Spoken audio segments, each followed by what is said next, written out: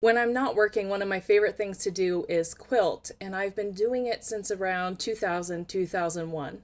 So I'm going to be sharing with you some of my favorite quilts and quilt projects that I still have in the house today. I had the idea, what if a red square had blue arms coming out of it and they slowly closed in on themselves? So I sketched out 3 possible phases and then put it together using scraps I had on hand. This is my very, very first quilt. I got a copy of Quilting for Dummies from the library and then went to Joann's with my mother, who helped me pick out these fabrics. I didn't yet have all the tools for quilting, so I cut everything here by hand, sewed it together by hand, and then quilted it.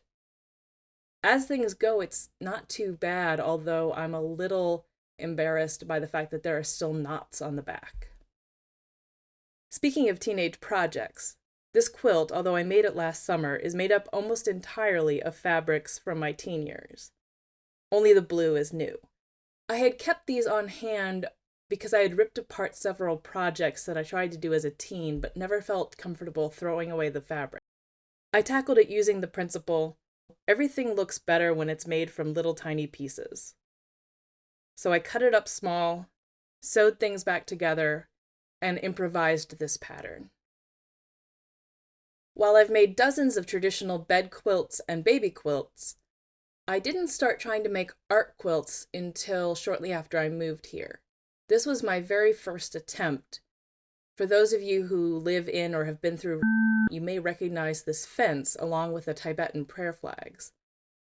I folded, pressed, and stitched down the fabric in an attempt to make it resemble the fence texture.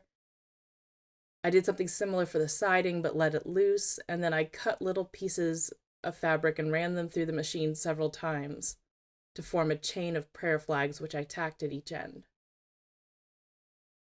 I made this quilt in a day. It represents the king in yellow from a series of late 19th century short stories. I had this idea of putting together a representative costume. I pleated the pants under the vest so that they would hang a little more like legs were in them. I made faux pockets. I used real buttons with lions' heads. I embroidered black stars on the white sky described in the short stories, and gold stars reflected in the black lake.